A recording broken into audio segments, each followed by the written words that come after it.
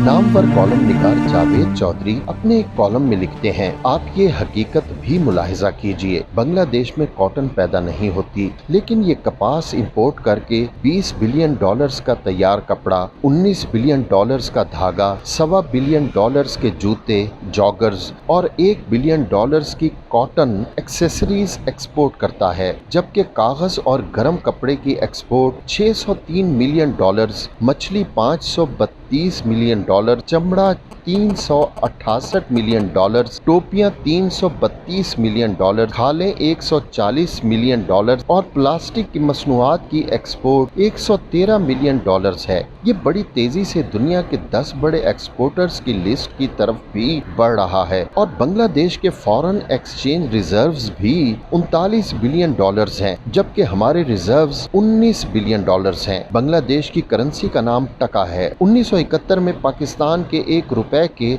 4 टका आते थे। आज 1 टका पाकिस्तान के ₹2.5 के बराबर है। आज भारतीय और बांग्लादेशी करेंसी बराबर हो चुकी है। और आप ये भी जहन में रखें, बांग्लादेश ने ये सारी मईशत कमाई है, इसमें कोई coalition, sport fund, war on terror और अफगान लड़ाई वाले पैसे शामिल नहीं हैं। ये उनके हाथों की कमाई है, जबकि हम अमेरिका, अरबों और चीन के सबसे बड़े वॉर सपोर्टर होने के बावजूद कासाए गदाई लेकर गली गली फिर रहे हैं। ये बंगाली कौन हैं? क्या ये वही लोग नहीं हैं हम जिनके साथ हाथ तक मिलाने के रवादार नहीं होते थे? ये वो लोग नहीं हैं जिन्हें हम छोटे कदों, तंग छातियों और काली रंगत की वजह से फौज और पुलिस में भर्ती नहीं करते थे? हम जिन्हें वेटर्स और खानसामों से ऊपर स्टेटस देने के लिए तैयार नहीं थे? हम जिन्हें कंट्रोल करने के लिए मगरबी पाकिस्तान से मेजर जनरल और चीफ सेक्रेटरी भिजवा देते थे और वो वायसराय बनकर पूरे मशरकी पाकिस्तान को कंट्रोल करते थे? हम जिनके बारे में कहते थे बंगालियों को बाथरूम्स और टॉयलेट्स की कोई ज़रूरत नहीं, ये सरकंडों के पीछे बैठकर सब कुछ कर लेते हैं? और हम जिनके लीडरों को धोती वाले भी कहा करते थे और उन्हें उठाकर कैद में फेंक देते थे? हम 1971 तक उनके बारे में कहा करते थे ये हमसे अलग रहकर 1 साल नहीं गुजार सकेंगे और ये रोते हुए हमारे पास आएंगे। लेकिन आज 49 साल बाद बांग्लादेश कहाँ है और हम कहाँ हैं? हम बहादुर, दानिश्वर, चालाक और खूबसूरत होने के बावजूद नीचे से नीचे जा रहे हैं, जबकि बंगाली बदसूरत, बेवकूफ़, नालायक और बुज़दिल ये हमारी अशराफिया कहा करती थी। मेरी राय बंगालियों के बारे में बिल्कुल मुख्तलिफ है। होने के बावजूद तरक्की पर तरक्की करते जा रहे हैं। बांग्लादेश की आबादी 1971 में 6.5 करोड़ थी और हम 6 करोड़ थे, लेकिन आज ये 16.5 करोड़ हैं और हम 22 करोड़ हैं। यानी बंगालियों ने अपनी आबादी तक कंट्रोल कर ली और हम अपनी आबादी पर भी काबू ना पा सके। हम धड़ाधड़ फैलते चले जा रहे हैं। हमारी शरह खानगी 73 साल बाद 60% और बांग्लादेश की 49 साल में 74% हो गई। हम आज भी मार्शल्लाह के खौफ के नीचे जिंदगी गुजार रहे हैं, जबकि बांग्लादेश में हर गुजरते दिन के साथ जमहूरियत की जड़ें मजबूत हो रही हैं। और आप अलमिया पर अलमिया देखिए, कराची के वो बिजनेसमैन और सनतकार जो 1971 में जान बचाकर मगरबी पाकिस्तान आए थे, वो अब बांग्लादेश में फैक्ट्रियां लगा रहे हैं। ये लोग आज के पाकिस्तान से भागकर साबिक पाकिस्तान में पनाह ले रहे हैं। उनकी क्रिकेट टीम भी हमसे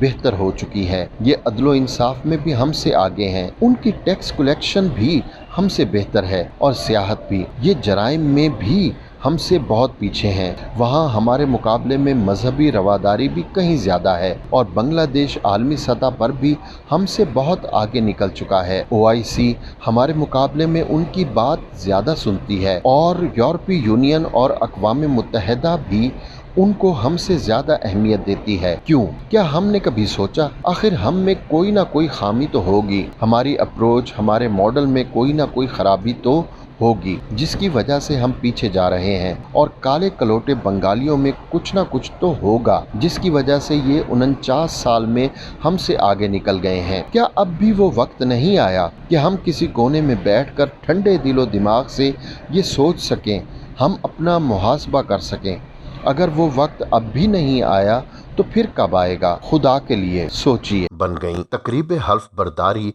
सुप्रीम कोर्ट में मुनक्किदा, जिसमें chief justice of Pakistan justice Gulzar Ahmed ने जस्टिस आयशा मलिक से बतौर सुप्रीम कोर्ट जज हल्फ लिया। इस मौके पर मीडिया से गुफ्तगू में चीफ जस्टिस गुलजार अहमद ने कहा कि जस्टिस आयशा मलिक अपनी काबिलियत की बुनियाद पर जज बनी हैं।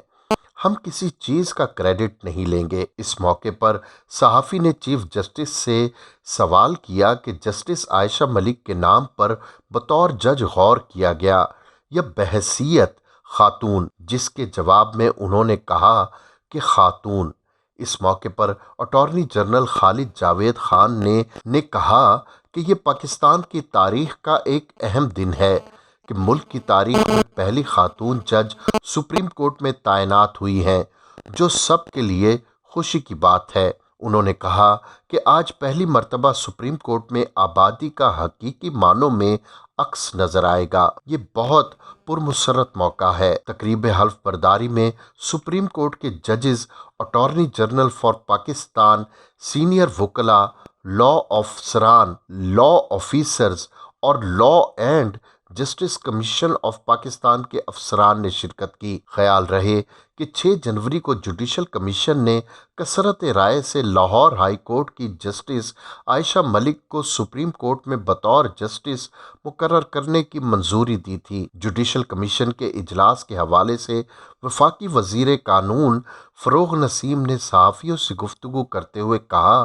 कि जुडिशल कमीशन ने तारीख़ी फ़ैसला किया है और पाकिस्तान की तारीख में पहली मर्तबा एक खातून की सुप्रीम कोर्ट के जज के तौर पर तकर्री हुई। कबलज़ा 22 जनवरी को सदर मुमलिकत की मंजूरी के बाद वफाकी वजारत कानून और इंसाफ ने जस्टिस आयशा मलिक को सुप्रीम कोर्ट में तैनात करने का नोटिफिकेशन जारी किया था। जस्टिस आयशा मलिक की तैनाती कई माह से जारी बहस के बाद हुई, जहां कई माहिरीन का ख्याल था कि ये सीनियरिटी के उसूल की बुनियाद की खिलाफ वर्जी है, क्योंकि वो लाहौर हाई कोर्ट में चौथे नंबर पर सीनियर जज थीं। उनकी तैनाती के हक में दलाइल देने वालों का मौक़िफ़ था कि आईन पाकिस्तान के तहत सुप्रीम कोर्ट में जज तैनाती के लिए सीनियरिटी का उसूल नहीं है और मुल्क की तारीख में सूबाई हाई कोर्ट से जजों को सीनियरिटी को मद्देनज़र रखे बगैर तैनात किया जा चुका है। कबलज़ी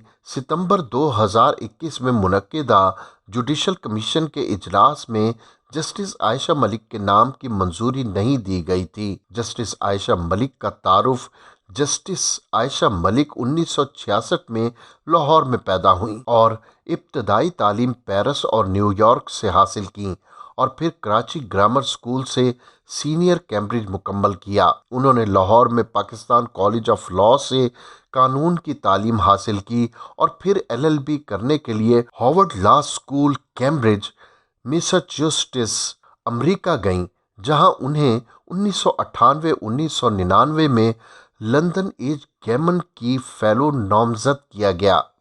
justice Ayesha Malik Lahore high court में जज तैनात होने तक रिजवी, ईसा आफरीदी और एंगल लॉ फर्म के साथ पहले सीनियर एसोसिएट और फिर फर्म के लाहौर दफ्तर में इंचार्ज के तौर पर काम करती रहीं। वो 2012 में लाहौर हाई कोर्ट के जज तैनात हुई थीं और उस वक्त वो चौथी सीनियर जज के तौर पर काम कर रही हैं। उन्हें बैंकिंग, NGOs, माइक्रो फाइनेंस और स्किल्स ट्रेनिंग्स प्रोग्राम की माहिर वकील तस्वुर किया जाता है। उन्होंने तहकीकी काम किया और पंजाब यूनिवर्सिटी में बैंकिंग लॉ पढ़ाया और कॉलेज ऑफ अकाउंटिंग और मैनेजमेंट साइंसेज कराची में मर्केंटाइल लॉ पढ़ाती रही हैं।